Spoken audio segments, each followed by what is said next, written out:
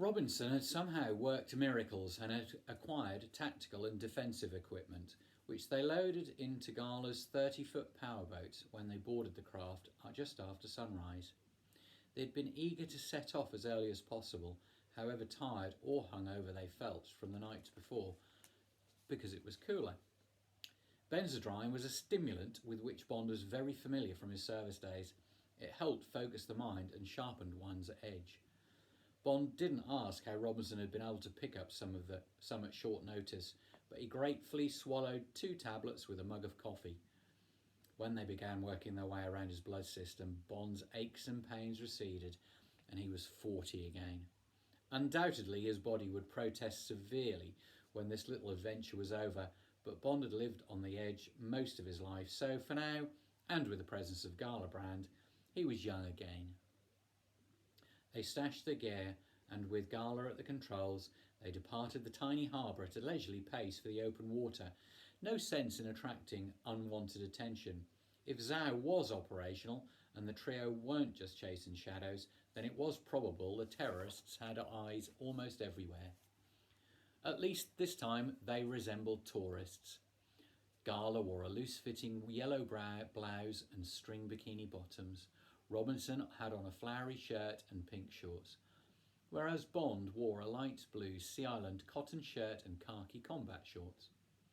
Bond's heart was soon racing from the effects of the late night, the coffee and the stimulant.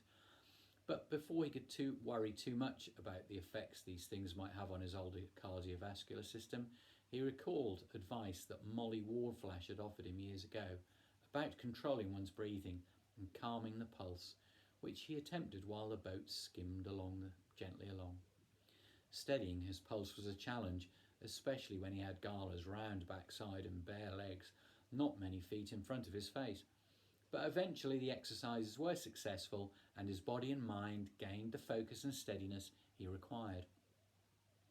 "I asked if you missed the service," Robinson prompted. Bond hadn't heard his friend the first time. He couldn't imagine why. "Sorry, Charlie," Bond said, and gave a sheepish smile. "My mind was elsewhere." "I noticed." Do I miss the service? Yes and no. I certainly miss this tingle of excitement when one embarks upon a new adventure. But the body and mind have grown older and slower, unfortunately, and... Yes? I'm afraid my memory is going too, Charlie. Things slip out of focus too often, and, well, I suppose it's a normal thing which happens to us all, but I occasionally feel melancholic. "I understand, James," said Robinson. "Don't get me wrong, Charlie. I feel especially fortunate to have had a life which some might envy, but I'm equally fortunate enough to have survived through it, let's face it. But there are moments I feel regret and laconic boredom." Gala turned her head and smiled at James Bond, a simple act which never failed to rejuvenate his spirits. Robinson handed Bond a wrapped package which contained a bacon roll, still warm. They ate in silence and watched the beautification of the world around them, until eventually, after an hour or so, Gala eased back on the throttle and the engine stopped, and they drifted on the current. "We are more or less where your agent was when she disappeared," Gala announced, "give or take 100 yards. Bond and Robinson put their binoculars to their eyes, began to sweep an area. Land masses rose and fell sporadically. Atolls of reef and bare stretches of water filled their vision. Their search was slow, methodical, and after 15 minutes of silence, Bond spoke first. "Nothing," he said, and lowered his glasses, despondent pursed lips speaking volumes.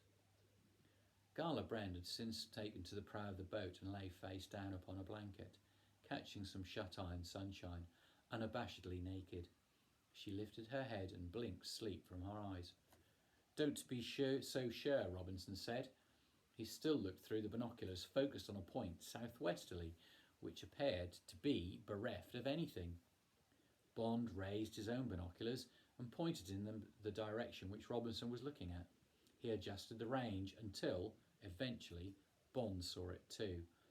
An unnatural haze near the waterline was causing the lapping waves to distort, become unfocused, before they resumed as if reflected off a mirror.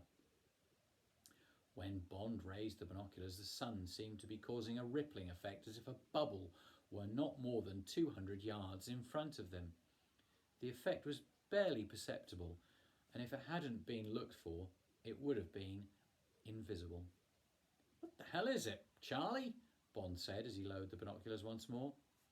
Robinson looked at his friend, equally bewildered. "I don't know, James, but I think the diving gear was a wise move on my part. Although, I must confess, old friend, I'm claustrophobic, so won't be able to join you." "Can't I just take us forward?" Gala said, leaning casually against the controls of the boat. "No," Bond said contemplatively. 007 lost communication here. Then they did as you suggest before they disappeared. I'm going to swim across to investigate." "I'm coming with you, James," Gala announced. Bond didn't bother to waste time arguing.